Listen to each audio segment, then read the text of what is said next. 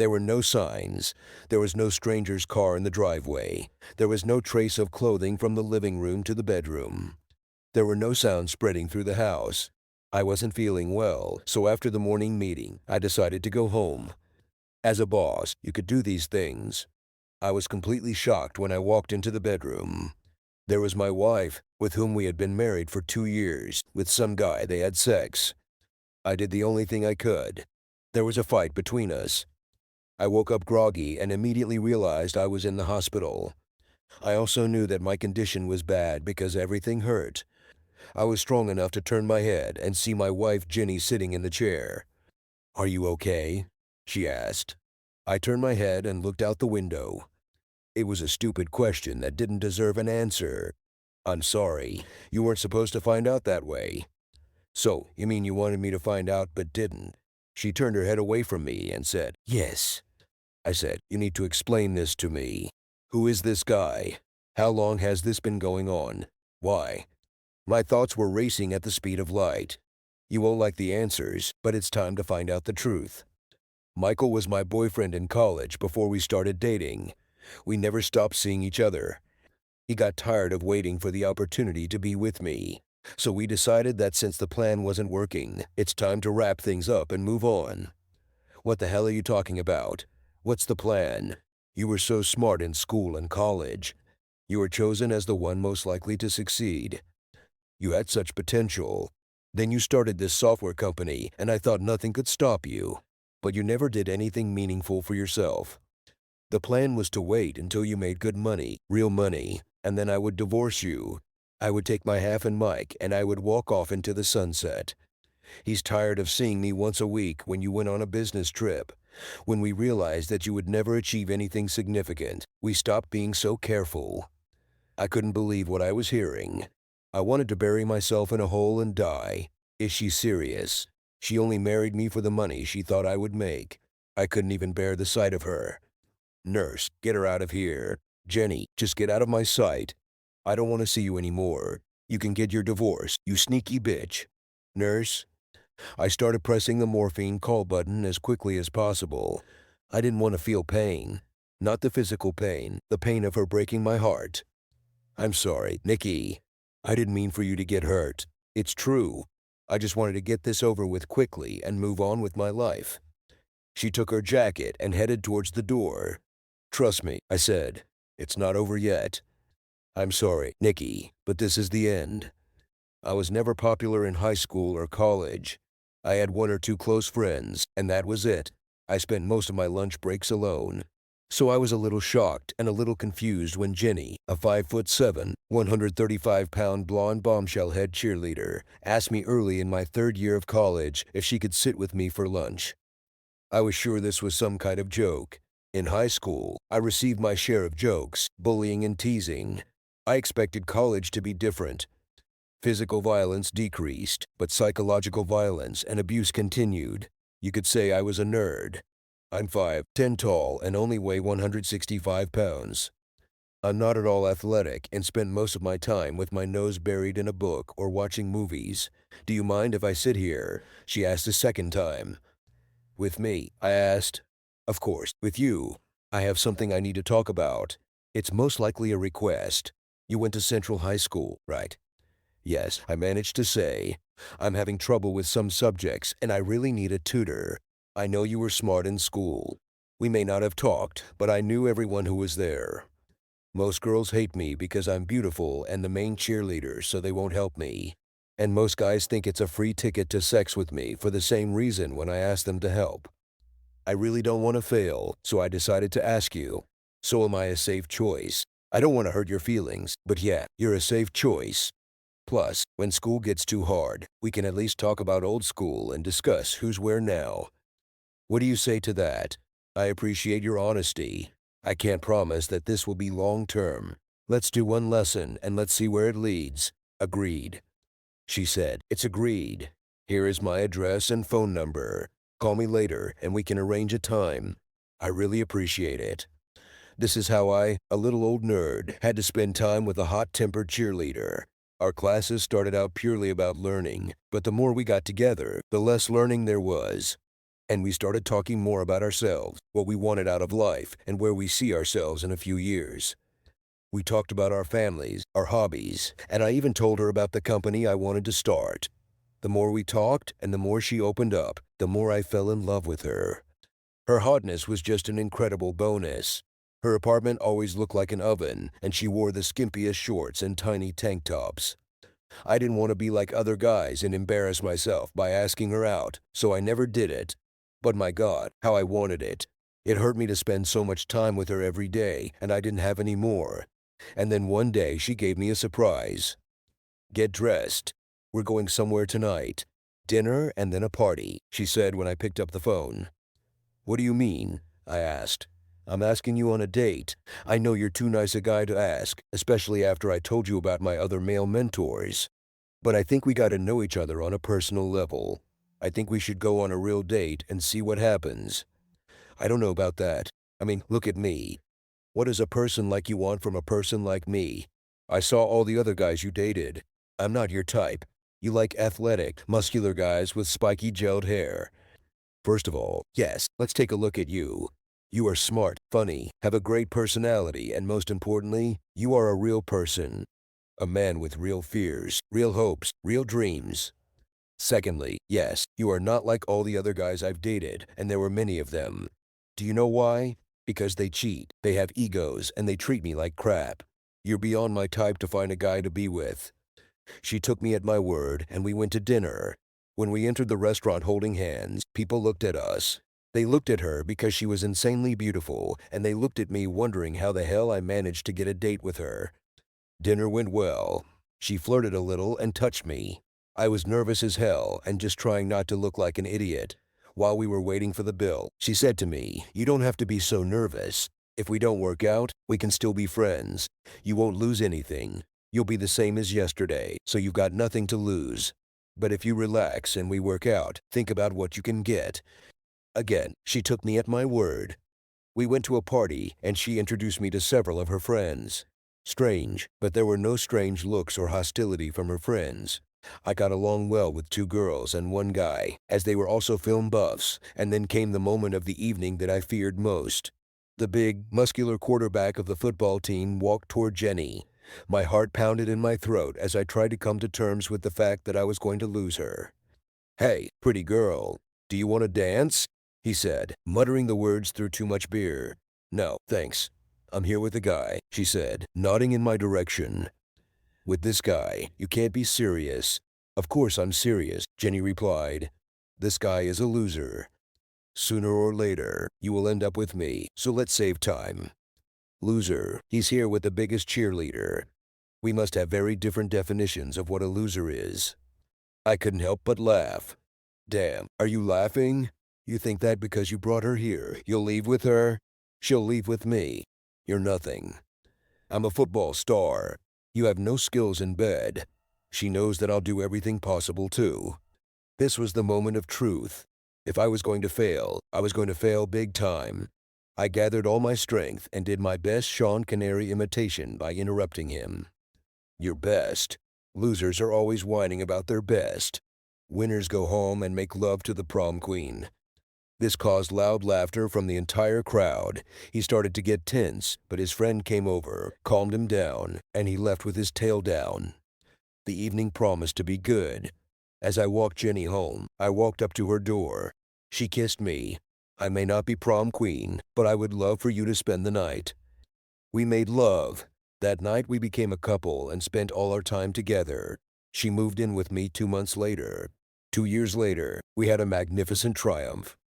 We graduated, got married, went on our honeymoon, and when we returned home, I opened my own business. Everything was wonderful. Wow, you look terrible. My brother Anthony had a way with words. I knew he would be here the second time I woke up. He wouldn't come as long as Ginny was here. To say that they did not love each other is to say nothing. He always thought that she had an ulterior motive, and she believed that I idealized him too much and lived in his shadow. But he loved me. When I told him about my plans for my own business, he forced me to explain to him what I was up to. After I told him, he asked what I needed to get started.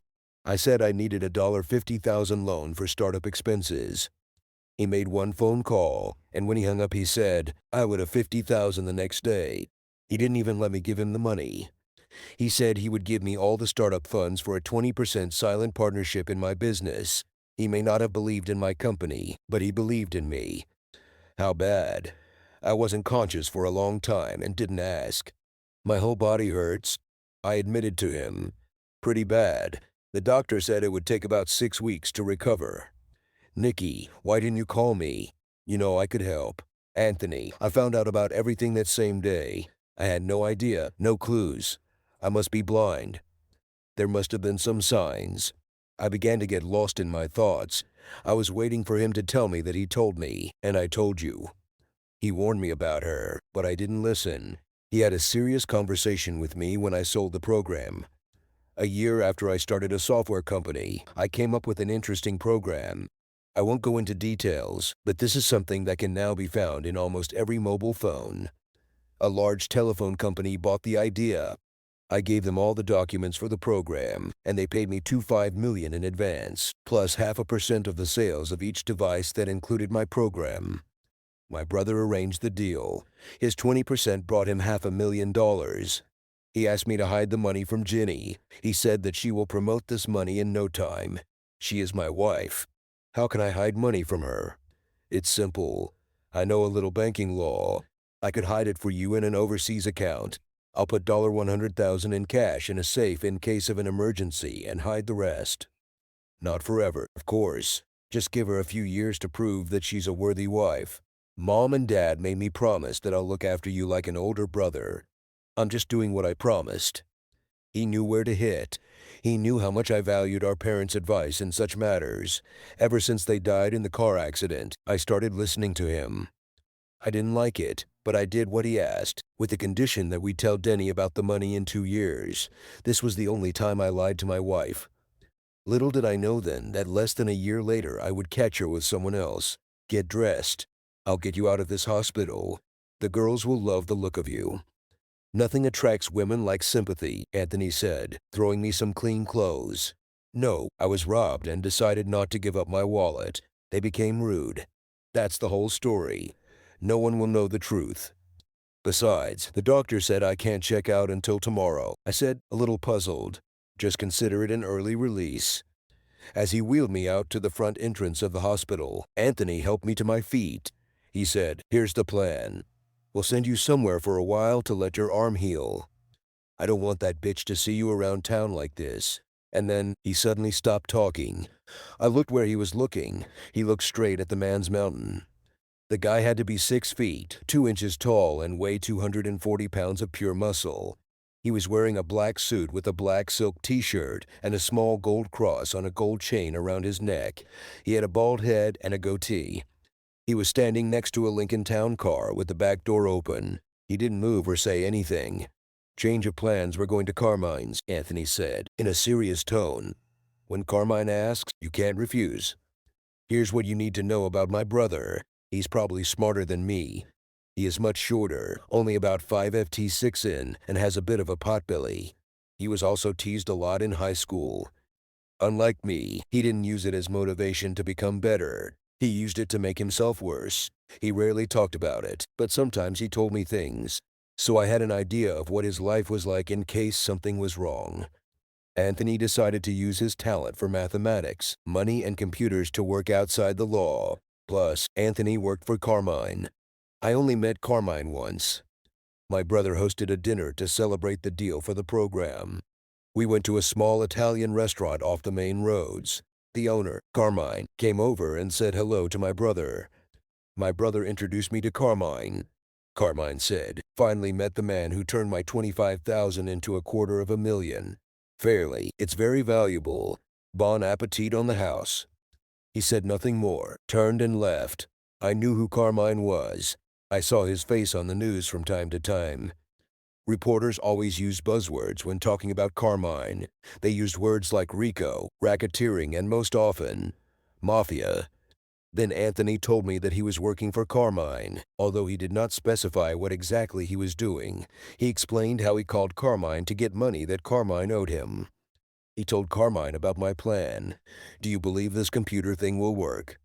Carmine, to be honest, I don't know. But I trust my brother, Anthony said. That was enough for Carmine. The next day, Anthony had 25,000 of his own and 25,000 from Carmine. We reached the Carmina restaurant in about half an hour. Lou, the guy who picked us up at the hospital, led us into the restaurant, past the tables through the kitchen, and into the office in the back. Carmine was sitting at a large oak table. I was just about to sit down when I heard the door open. I turned my head when a vision of beauty walked in through the side door. She was great. I could tell she was quite young, maybe just turned 21. She had an hourglass figure with nice breasts, and her hostess outfit hugged her every curve. She had an exotic look that I took to be Latin American rather than Italian. "No, dear," she said. "Don't sit on the chair, sit on the sofa. It'll be better for your arm. Can I get you something to drink or eat?" she said, adjusting the pillows next to me so I could support my arm in an elevated position. I waited for a look of pity, but it never came. "These guys are good." "Becky, can you leave us for a while?" Carmine said, waving his hand towards the door. She swayed her hips as she walked away. I watched her leave, wondering how many times Carmine had slept with her. When she left, Carmine began to speak. "This Becky, Rebecca, is a good girl. She had a difficult childhood. Drunk mother, abusive father. I took her under my wing. She works here so she doesn't have to come home. She asked me not to interfere and not make her family disappear. But I definitely have to be convinced that this girl will graduate from college and be able to achieve something to get out of this situation." I immediately respected Carmine. I knew he wasn't sleeping with her. He could use her situation to his advantage. Instead, he used everything in his power to put her on the right path. "So, I heard you're having problems with a woman," Carmine said, as I glared at my brother. "Don't blame him. He didn't tell me. Let me explain something to you about your brother. Without going into too much detail, he works for me, and we make a lot of money together. He's a very loyal employee, and I appreciate that about him. He doesn't laugh at my jokes when they're not funny. He disagrees with me when I say the Royals will win the World Series, and he tells me what he thinks even if it doesn't agree with me. Always respectful. Because of this, he is my friend. My true friendship is more valuable than his loyalty as an employee. Therefore, when I see that my friend is going through difficulties, as I recently learned about what happened to you, I make it my business to find out what's bothering him and to help as much as I can. So tell me about Jenny." I told the whole story. How we met, marriage, how I found her with someone else, and her visit to the hospital. He sat with no expression on his face, just listening carefully to the whole story and all the details. It felt good to finally let it all out. When I finished, he asked me, "What are you going to do?" "I'm going to follow Anthony's plan, hide for a few months, come up only to sell my business, and then disappear.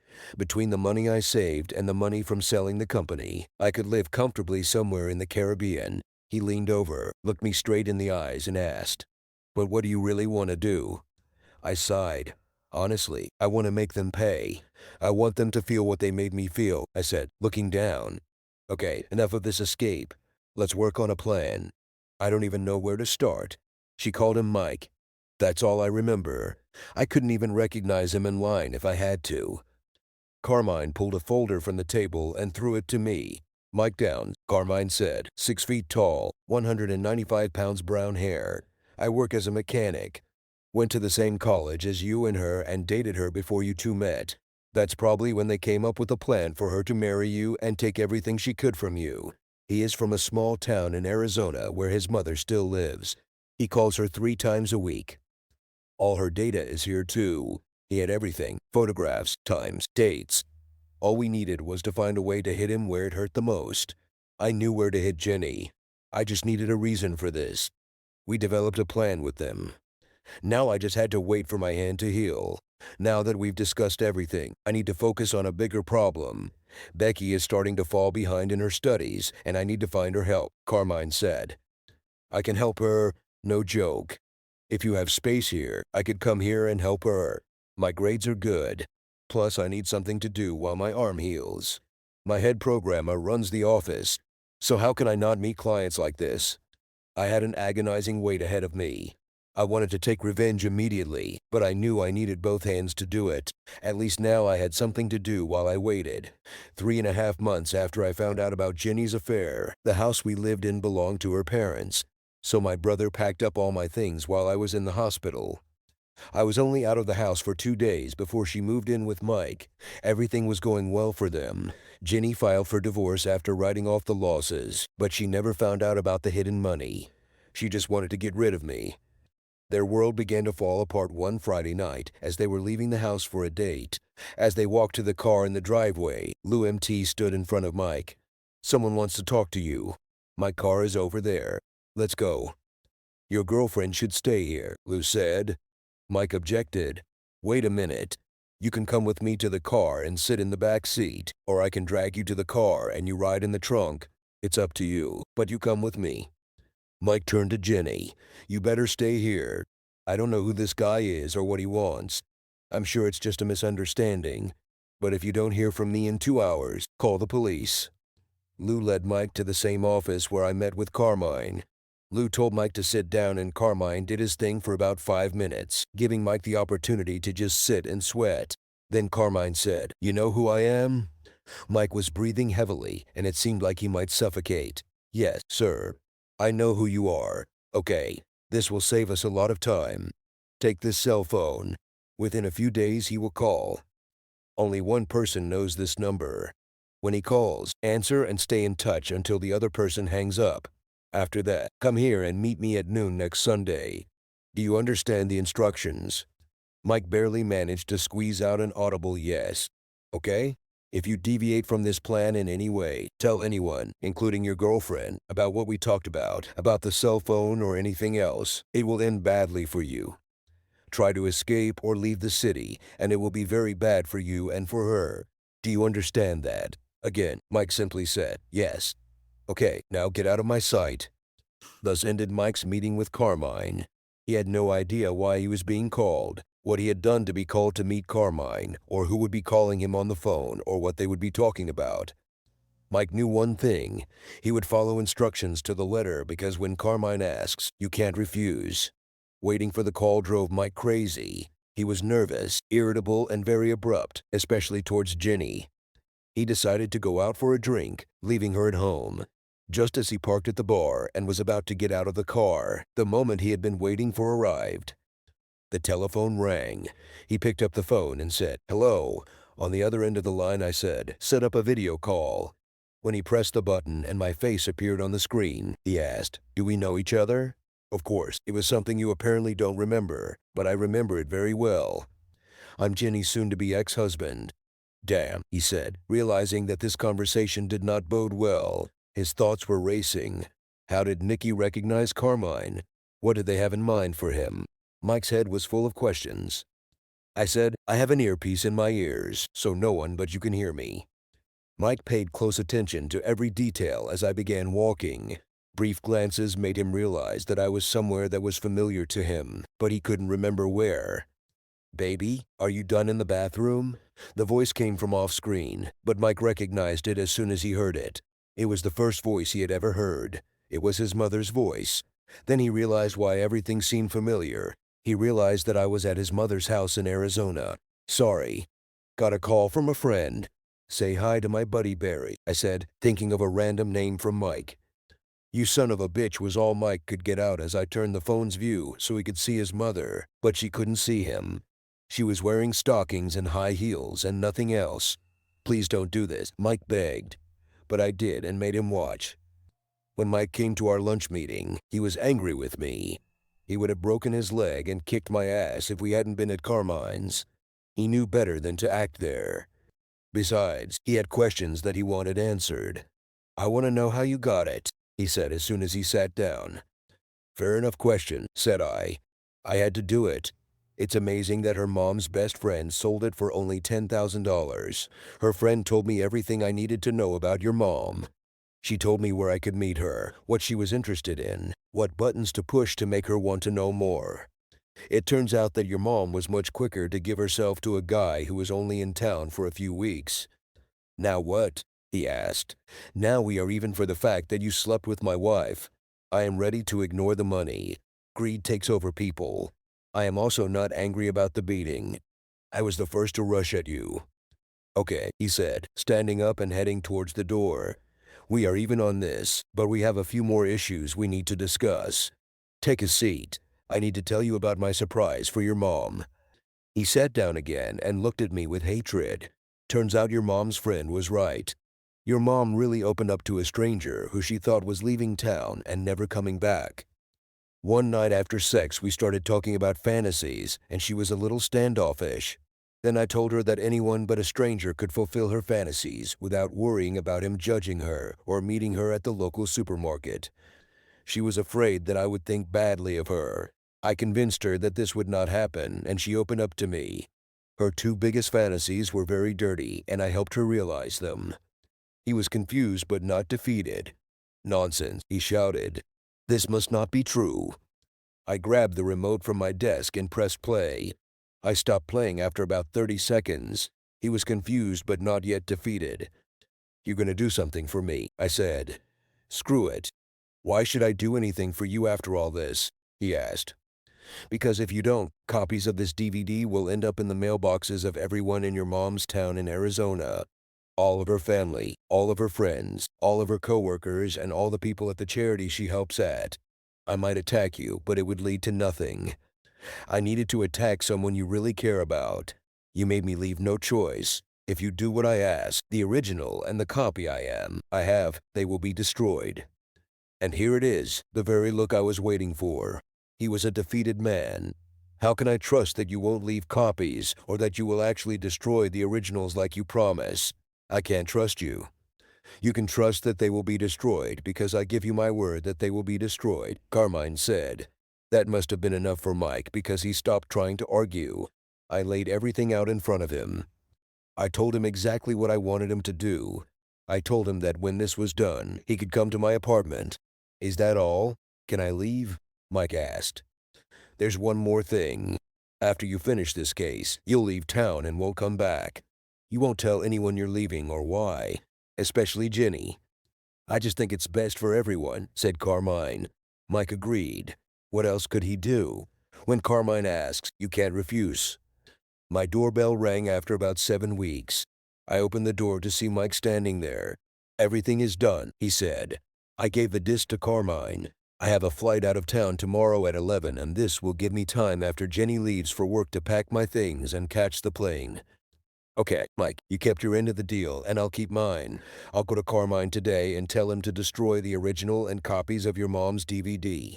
He's been keeping them since the day we met in his office. You know, they say that women choose men who are like their fathers. It seems that men choose women who are like their mothers. With that, Mike turned and walked away, and I never saw him again. I kept my word and went to Carmine. I told him he could destroy everything he had on Mike's mom. He said he would keep the disc Mike gave him until the time came. He said I didn't need to see him. He asked if I had any more questions. I found a buyer for my company. A good man. He agreed to keep all my current employees for at least a year, after which they will be revalued. I included it in the contract, so you will receive a check for your 10%. Plus, these cell phones started selling, so we should start getting checks from them too. Okay. Now I have something I want to talk to you about. Becky came to see me yesterday. How did she pass her exams? I asked. She did well. She will graduate on time next June, thanks to your help. But that's not what I want to talk about. She came to me yesterday and said that she would never ask me about my affairs. But she needed to know what you are the one who is doing it for me. When I asked her why, she said that during the time you spent together, she began to get attached to you and wondered if you could have some kind of future together. I told her that you don't work for me, but that I help you with personal problems. Wow. I mean, she's really attractive, smart, cheerful, and we have a good time together. I just never thought about dating her after that conversation you spent with me about her tutors the first time we talked. Maybe you should think about it. She deserves to be happy. And you're a good guy. Besides, if you're mean to her in any way, you'll get by. You know what I'll do to you. He said with a wink. Trust me, I know. I said, not sure if he was joking or serious. Okay, Carmine said, I'll keep the disc, and you just let me know when and how you want me to use it. Call me on the phone to give me the details. Okay, I said as I left his office. This seemed strange to me. I knew he hated phones, but he wanted me to call him. It didn't make sense to me, but when the time comes I'll do as he asks. Because when Carmine asks, you can't refuse. When I reached the front door of the restaurant, I saw Becky at the hostess counter. I decided it was time to act. Hey, I heard your class went well. Yes, I'm so glad I passed those classes. It's all thanks to you. I don't know how I can thank you enough. How about you let me take you out to dinner? Somewhere not here. Maybe we can go out for a few drinks after. It sounds a lot like a date, she said. Funny, I was thinking exactly the same thing. I'd love to go, Nick. I waited 10 months before the ideal circumstances for the second phase were found. I had all the information I needed, so I called the number Carmine gave me. Hello, he asked when he picked up the phone. It's me.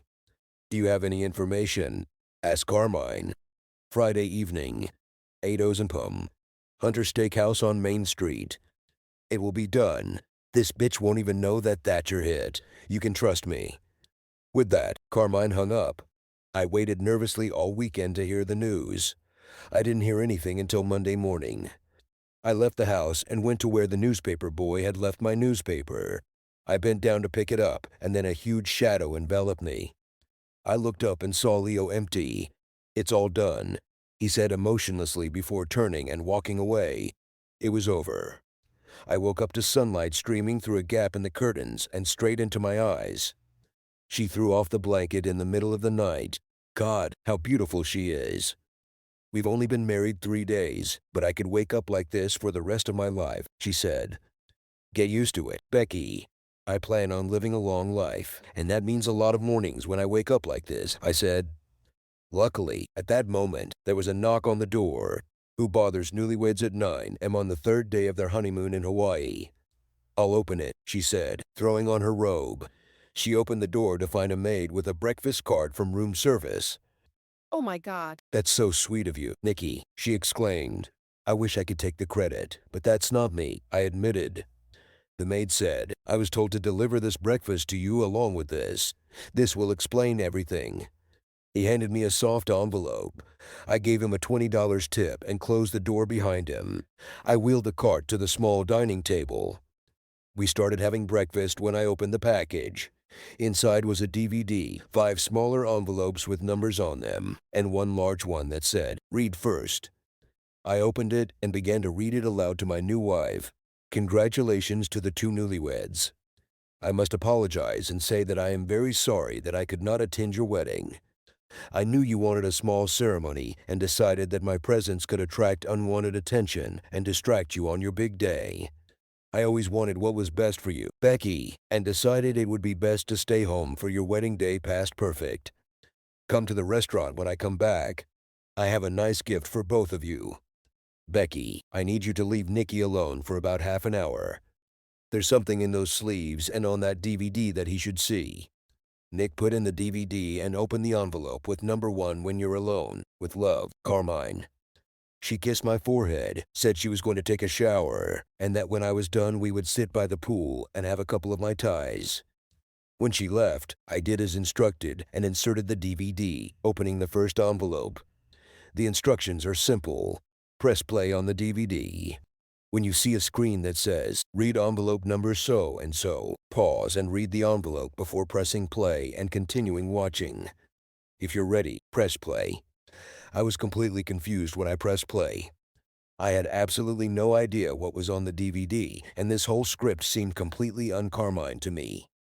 I braced myself for whatever might appear on the screen.